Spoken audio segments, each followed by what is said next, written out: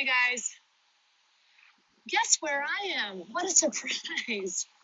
I am walking the beach because I'm here and I can, and I'm counting down the days, I think, to when we are going to be moving on. We've been here a few weeks and felt good about some stuff. I'm going to go this way because the wind isn't as bad.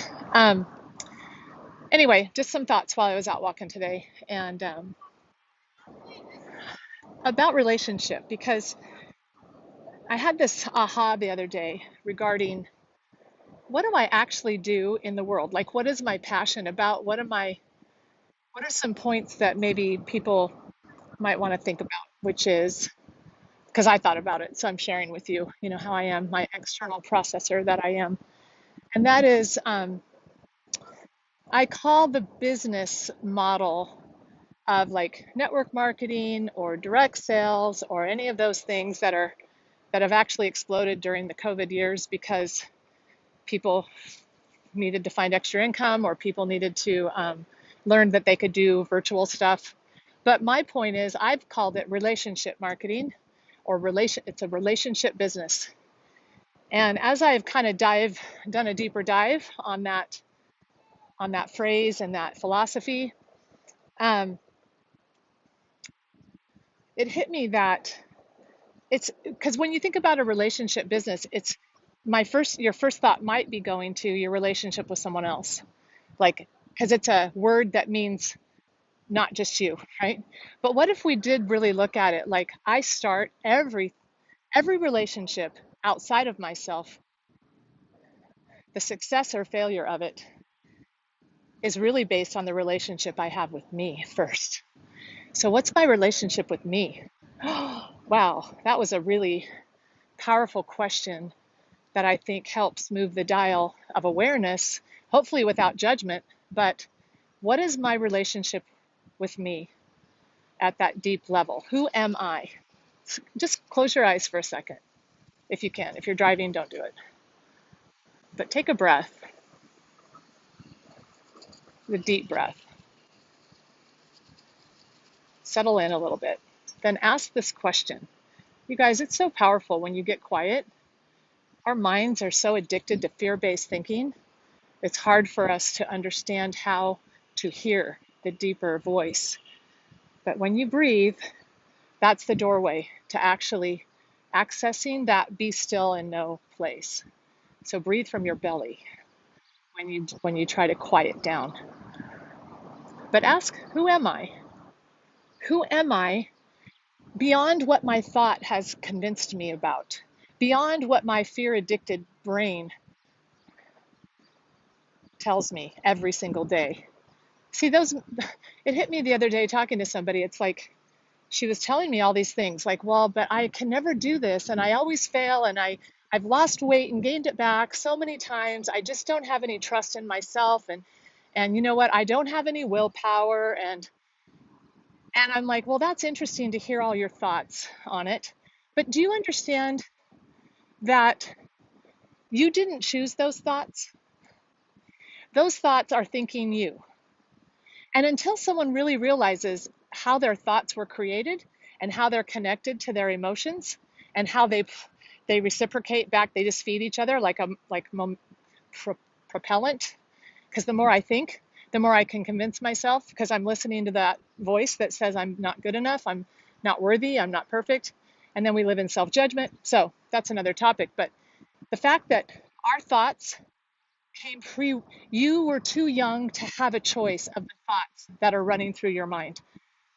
If you have not looked at your thoughts from a different place, I, I would suggest you do that. Reach out to me if you want some help doing that.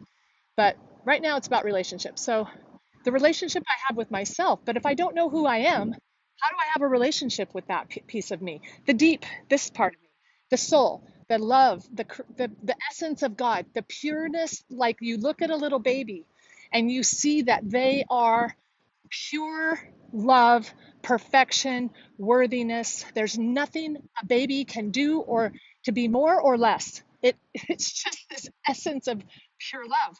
And that's you at your core. And you just grew up with, like I said, the fear addicted mind from our survival brain. So you did not have a choice.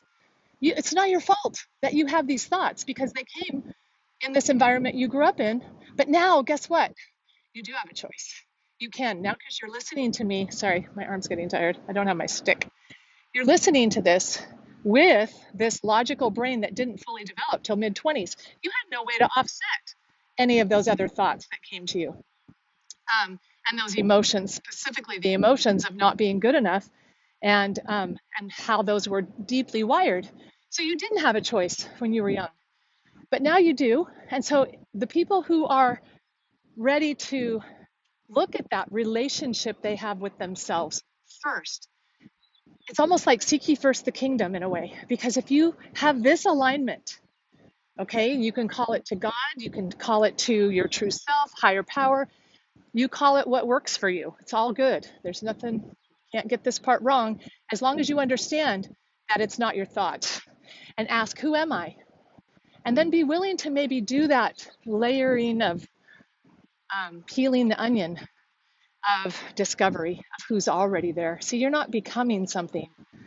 It's a process of discovering who you are so that you can have that healthy relationship with you. Now, everything from there. So, in the weight loss business, for example, it's a relationship you have with food.